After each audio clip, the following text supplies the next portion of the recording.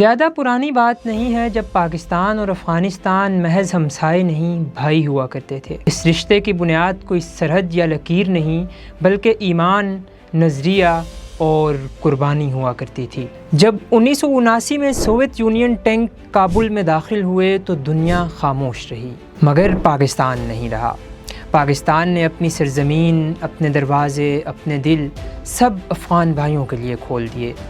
3.5 million Afghan مہاجرین نے پاکستانی سرزمین پر پناہ لی۔ پاکستان نے مبینہ طور پر مجاہدین کو وسائل فراہم کیے اور وہ جنگ لڑی جو ایمان کی جنگ کہلائی، اقتدار کی جنگ نہیں۔ 40 برس تک پاکستان نے افغانستان کا بوجھ اپنے کندھوں پر اٹھایا۔ سوویت یونین، امریکہ اور ناٹو 3 عالمی طاقتوں سے مقابلہ کیا، اپنی سرزمین پر بم دھماکوں، خودکش حملوں اور بدامنی کا خمیازہ بھگتا، مگر افغانستان سے منہ نہیں موڑا۔ ملا عمر نے ایک بار کہا تھا کہ پاکستان پر حملہ افغانستان پر حملہ سمجھا جائے گا۔ یہ وہ وقت تھا جب اعتماد ایک حقیقت تھا، مگر آج وہی اعتماد دھاگے سے باندھا ہوا ہے۔ اگر ہم نقشے پر نظر دوڑائیں تو ہمیں ایک سرحد نظر آتی ہے، پاک افغان سرحد۔ 2640 کلومیٹر طویل یہ سرحد 1893 میں سر مارٹیمر ڈیورنٹ اور امیر عبد الرحمن خان کے درمیان طے ہوئی تھی۔ اقوام متحدہ سمیت تمام عالمی ادارے اور تمام ممالک اس سرحد کو تسلیم کرتے ہیں، مگر افغانستان نے آج تک اسے تسلیم نہیں کیا۔ یہی پہاڑ، یہی درے، کنڑ، خوست، ننگرہار، وزیرستان اور بلوچستان جو کبھی جہاد کے نعروں سے گونجتے تھے، آج انہی وادیوں میں گولیوں کی گونج سنائی دیتی ہے۔ اقوام متحدہ کی سلامتی کونسل کی 2024 کی رپورٹ کے مطابق افغانستان میں اب بھی تقریباً 6000 TTP جنگجو سرگرم ہیں۔ زیادہ تر تو کنڑ، خوست، پکتیکا اور ننگرہار کے علاقوں میں موجود ہیں۔ یہی گروہ سپین بولدک، انگور اڈا اور غلام خان جیسے پہاڑی راستوں سے پاکستان میں دراندازی کرتے ہیں۔ جو راستے کبھی سوویت فوجیوں کے خلاف جہاد کے لیے استعمال ہوتے تھے، آج پاکستان میں دہشت گردی کے راستے بن چکے ہیں۔ اب یہ سرحدی تنازع نہیں بلکہ ایک منظم دراندازی سمجھی جاتی ہے۔ 2021 سے اب تک پاکستان نے افغانستان کو کم و بیش 50 کے قریب انٹیلیجنس رپورٹس بھیجی ہیں، جن میں TTP کے ٹھکانے، ان کے تربیتی مراکز اور ان کے کیمپس کی نشاندہی کی گئی ہے۔ دوحہ معاہدے میں یہ چیز طے ہوئی تھی کہ کبھی بھی افغانستان کی سرزمین پاکستان کے خلاف استعمال نہیں ہوگی، مگر افغانستان کی طرف سے اگر ان انٹیلیجنس رپورٹس کا کوئی جواب آیا تو وہ تھا صرف خاموشی، مجرمانہ خاموشی۔ ملا عمر کے بیٹے ملا یعقوب جو کہ اس وقت افغانستان کے وزیر دفاع ہیں، انہوں نے بھی اس معاملے میں نہ صرف خاموشی اختیار کی بلکہ پس پردہ تحریک طالبان پاکستان کو پوری طرح سے مدد فراہم کی، وہ خاموشی جو اب غداری کی شکل اختیار کرتی جا رہی ہے۔ اقوام متحدہ اور انٹرپول کی رپورٹوں کے مطابق طالبان حکومت کے اہلکار TTP قیادت کو ماہانہ 3 ملین افغانی امداد دیتے ہیں۔ ان کے کیمپس، مدارس اور تربیتی نیٹ ورکس طالبان کی سرپرستی میں فعال ہیں۔ پاکستان نے برسوں صبر کیا، مگر اب صبر کا پیمانہ لبریز ہو چکا ہے۔ 10 اکتوبر 2025 کو پاکستان نے فیصلہ کن قدم اٹھایا۔ پاکستان فضائیہ نے قندھار اور کابل میں دہشت گردوں کے مراکز کو براہ راست نشانہ بنایا اور محدود کارروائیاں کی۔ ان حملوں میں بٹالین نمبر 4 اور بارڈر بریگیڈ 5 کے کیمپس بھی نشانہ بنے، جو پاکستان کے اندر حملوں کے ماسٹر پلانرز تھے۔ ISPR کے مطابق ان کارروائیوں میں 200 سے زیادہ دہشت گرد ہلاک ہوئے، 21 چوکیوں اور متعدد تربیتی مراکز کو تباہ کیا گیا۔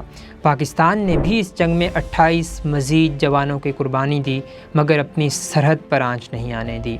جواب میں افغان فورسز نے سرحد پار سے بلا اشتعال فائرنگ شروع کی، مگر پاکستان فوج نے بھرپور جوابی کارروائی کرتے ہوئے کئی طالبان چوکیوں پر قبضہ کیا، کئی ٹینکوں کو تباہ کیا اور غزنالی پوسٹ پر پاکستانی پرچم لہرایا، جو افغان حدود میں 3 کلومیٹر اندر واقع ہے۔ محض 24 گھنٹے کی کارروائیوں کے بعد افغان حکومت نے پاکستان سے سیز فائر کی درخواست کر دی۔ پاکستان نے اپنی طاقت دکھانے کے بعد مزید صبر و تحمل کا مظاہرہ کیا اور اس سیز فائر کی درخواست کو قبول کر لیا۔ دلچسپ بات یہ ہے کہ افغانستان کی جانب سے یہ بلا اشتعال فائرنگ اس وقت کی گئی جب ان کے وزیر خارجہ امیر خان متقی بھارت کے 6 روزہ دورے پر تھے۔ یاد رہے کہ یہ کسی بھی افغان وزیر کا سب سے طویل دورہ بھارت تھا۔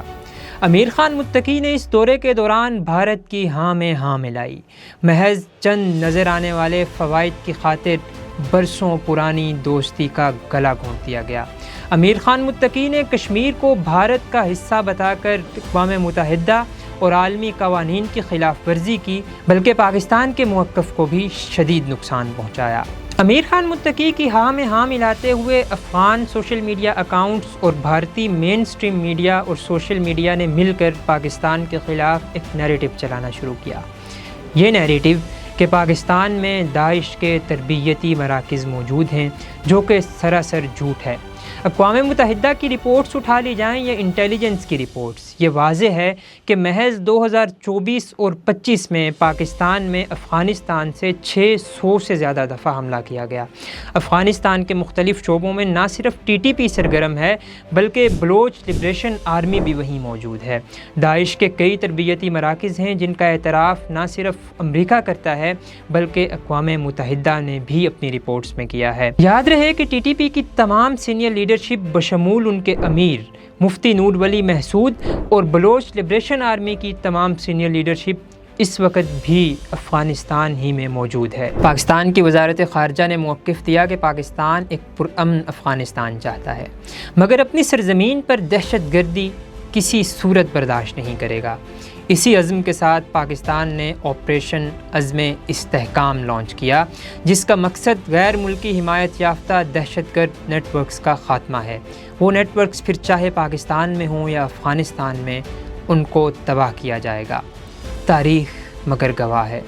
40 سال تک پاکستان نے افغان بھائیوں کو پناہ دی، ان کے بچے پڑھائے، ان کے زخموں پر مرہم رکھا، اور آج انہی مہاجرین کے بیٹے پاکستان پر گولہ و بارود برسا رہے ہیں۔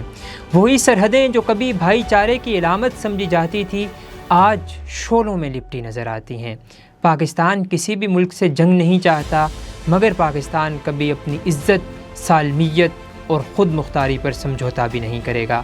پاکستان دوستی ضرور چاہتا ہے، مگر امن اور برابری کی بنیاد پر، کیونکہ وعدے جب ٹوٹ جاتے ہیں تو سرحدیں بھی خون مانگتی ہیں، مگر اگر وعدے نبھائے جائیں تو امن اب بھی ممکن ہے۔